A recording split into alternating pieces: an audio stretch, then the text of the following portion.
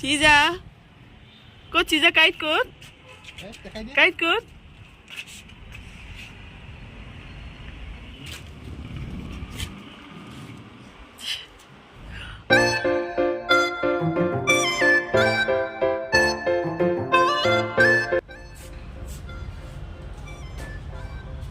চিজা হাই কৰি দিয়া by the দিয়া বাই হেল্ল' গাইজ কি খবৰ আপোনালোকৰ আশা কৰোঁ আপোনালোক সকলো ভালে আছে আৰু আপোনালোকৰ মাঘ বিহু কেনে গ'ল বাৰু মোক জনাবচোন যাবলৈ ওলাইছোঁ বজাৰলৈ বিহু বুলি চাওঁচোন কি লওঁ আপোনালোককো দেখুৱাই থাকিম আৰু ইয়াত দেখিছেনে দোকানবোৰত কেনেকৈ চিলাবোৰ বিকি আছে ইয়াত পংগল আৰু মকৰ সংক্ৰান্তিত চবেই মিলি পেলাই এনেকৈ চিলা উৰাই দেখুৱাম আপোনালোকক চাবচোন ভিডিঅ'টো আৰু এয়া আমি গৈ আছোঁ বজাৰলৈ আমাৰ ওচৰতে হয় ঘৰৰ পৰা বেছি দূৰ নহয় আৰু এয়া আমি আহিছোঁ বিজেতাত ইয়াত সকলোখিনি বস্তু ইয়াতে পোৱা যায় গ্ৰছাৰীৰ পৰা লৈ শাক চব্জি ফল মূল সকলো বস্তু একেখনতে পাই বাবে সুবিধা হয় আৰু এয়া দেখিছেনে জিচাক এইখনত উঠাই নল'লে তাইক উপায় নাই কাৰণ তাই বস্তুবোৰ টানি ফুৰে তলতে পায় আৰু তাইও ভাল পায় এইখনত উঠাই ল'লে ঘূৰাই ফুৰাই এইখনতে উঠায় আৰু এয়া মই বিচাৰি আছোঁ বিহু বুলি কিবা এটা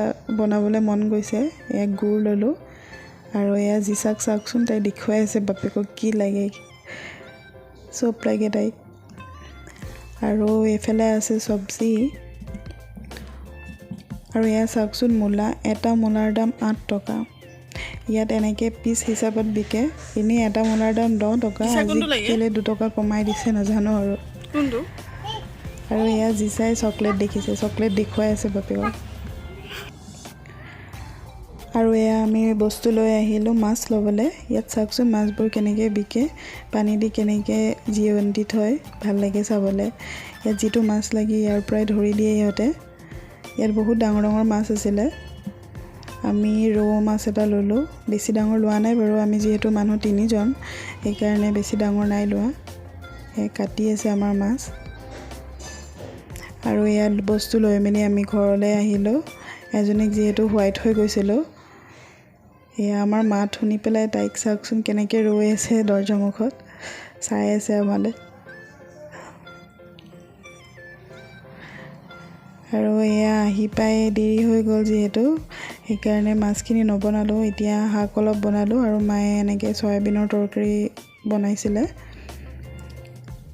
আহি পাওঁতে আমাৰ দেৰি হ'ল এইফালে তিল অলপ ভিজাই দিছিলোঁ কিবা এটা বনাম বুলি ভাবি আৰু এয়া চাওকচোন দুইজনী কিনো শিকিছে জানো দৰ্জা চুকে সোমাই মোবাইলটো লৈ আৰু নহ'লে বিচনাত এটা চুকত সোমাই আমি মোবাইলটো টানি লওঁ বুলি এয়া আকৌ আহিলোঁ পাকঘৰলৈ ভাবিলোঁ মাছখিনি ভাজি লওঁ নহ'লে বেয়া হৈ যাব যিহেতু ইয়াত ঠাণ্ডা নাই গৰম আছে আৰু গোন্ধাই যাব পাৰে মাছখিনি সেইবুলি ভাজিবলৈ ল'লোঁ আৰু এয়া ল'লোঁ সৰিয়হৰ এটা পেষ্ট বনাম মাছৰ লগত খাবলৈ এয়া অকণমান তেল লৈ লৈছোঁ পিঁয়াজ আৰু সৰিয়হৰ এটা পেষ্ট বনাই লৈছিলোঁ ইয়াতে মই আদা কেইপিচমান নহৰু কেইফুটামান আৰু কেঁচা জলকীয়া কেইটামান লৈ পেষ্ট বনাইছিলোঁ আৰু তেল অলপ লৈ এনেকৈ পিঁয়াজ অলপ সৰহকৈ দি পেলাই ভাজি লৈছোঁ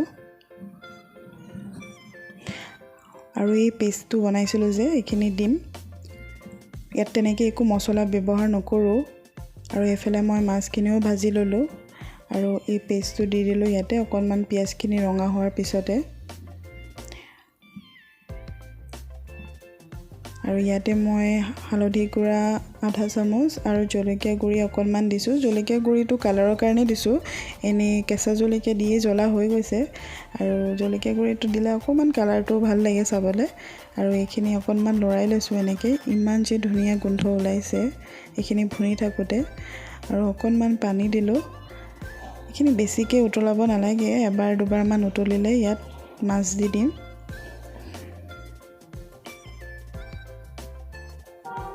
আৰু এতিয়া এই মাছ কেইপিচ যে ভাজি থৈছিলোঁ দিলোঁ মাছ কেইপিচ অলপ কমকৈ ভাজিছিলোঁ মই ইয়াত দিয়া আৰু এইখিনি এবাৰমান উতল আহিলে হৈয়ে গ'ল ইয়াতে ওপৰত মই ধনিয়া পাত দি দিছোঁ এনেকৈ এইখিনি হৈ গ'ল আৰু এয়া আমি ৰাতি খালোঁ খাই বৈ ওলাই আহিছিলোঁ ৰাতি অলপমান খোজকাঢ়িবলৈ আৰু চাওকচোন এয়া পংগলৰ কাৰণে ইমান ধুনীয়াকৈ ৰংগোলী বনাই আছে চবৰে ঘৰে ঘৰে ইয়াত সদায় ৰংগোলী বনায়। মই ৰাতিপুৱা হোৱাৰ পৰা উঠি সদায় নতুন নতুন ডিজাইন দেখা পাওঁ চবৰে ঘৰৰ আগফালে। কিন্তু ইয়াত কিবা ফেষ্টিভেল হ'লে ইয়াত এনেকৈ কালাৰফুল খুব ধুনীয়া ৰংগোলী বনায়। ইমান ভাল লাগিছে চাবলৈ। চবৰে ঘৰৰ দুৱাৰমুখত মানুহবোৰে একদম টৰ্চ লৈ লৈ লাইট জ্বলাই জ্বলাই এইবোৰ বনাই আছে। চাওকচোন ইমান ধুনীয়াকৈ বনায়। কি খাবা বিহুত? আৰু এয়া মই লাড্ডু বনোৱাত লাগি গ'লোঁ।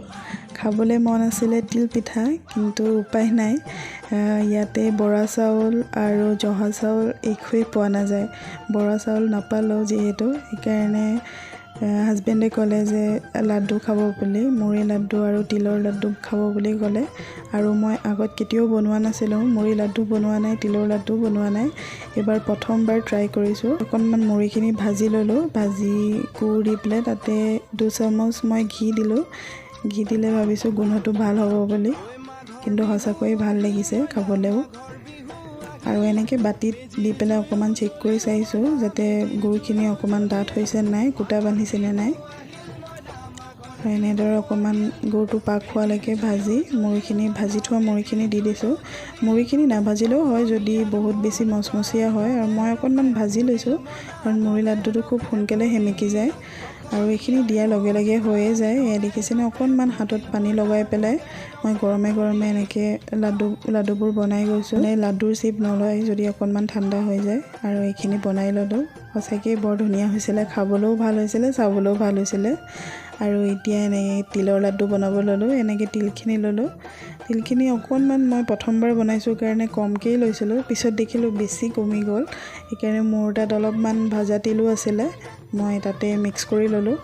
আৰু এনেকৈ তিলখিনি অকণমান ভাজি ল'লোঁ, লৈ অঁৰাই ল'লোঁ এখন বাচনত। আৰু ঠিক মুড়ি লাড্ডু বনোৱাৰ দৰে অকণমান গুৰ লৈ তাতে এচামুচমান ঘি দি লৈছোঁ। ঘি দি গুৰখিনি এনেকৈ অকণমান পগাই লৈছোঁ গলালৈকে। আৰু এইখিনিও ঠিক তেনেকৈ মুড়ি লাড্ডু বনোৱা নিচিনাকৈ গুৰখিনি চেক কৰি চাইছিলোঁ, বাতি এটাত পানী অলপ দি গোট খাইছে নাই। তাৰপিছত তিলখিনি ঢালি দিলোঁ ইয়াতে, আৰু হৈ গ'ল। ঢালি দিয়াৰ লগে লগে গৰমে গৰমে লাড্ডু বনাব লাগে, নহ'লে এইখিনি টান হৈ যায়। গৰমে গৰমে লাড্ডু বনাইছিলোঁ, খুব গৰম আছিলে, মই ধৰিবই পৰা নাই ভালকৈ। আৰু এইখিনি এনেদৰে মই এটা এটাকৈ সৰু সৰুকৈ বনাইছিলোঁ। লাড্ডুখিনি বনোৱাই শেষলৈকে মোৰ হাত দুখন ৰঙা হৈ গৈছিলে, খুবেই গৰম আছিলে এইখিনি। আৰু এয়া চাওকচোন কি ধুনীয়া হৈ গ'ল লাড্ডু।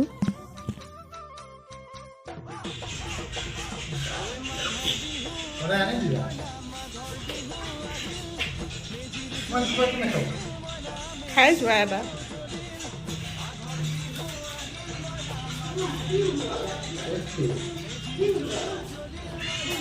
সেইটো খাই যোৱা।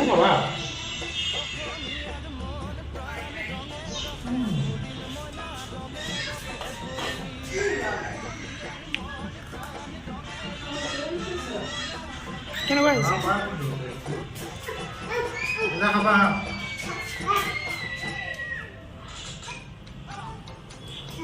ভাল লাগিছেনে?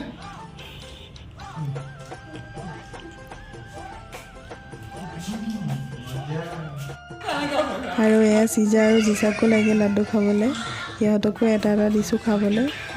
ক'ত খাব, ইয়াতে খেলি মেলি অকণ অকণ খাই গোটেইখন পেলাইছে। আৰু এয়া মই আপোনালোকক কৈছিলোঁ যে মকৰ সংক্ৰান্তি আৰু পংগলত চবেই মিলি এনেকৈ চিলা উৰাই বুলি, সেইকাৰণে দেখি পেলাই বাপেক জীয়েকো চিলা উৰোৱাত লাগি গৈছে। আৰু ইয়াত ইমান ভাল লাগিছে, একদম আকাশখন চাবলগীয়া হৈ আছে। চাৰিওফালে অকল চিলাই, চবেই উৰাইছে মানে, ইয়াত এইটো নিয়ম, চবেই উৰাব লাগে। আৰু সেয়া চাওকচোন, আমাৰ চিজাও চিলা উৰাই আছে দেই। বাপেকক দেখি তাইও টানি ৰৈছে।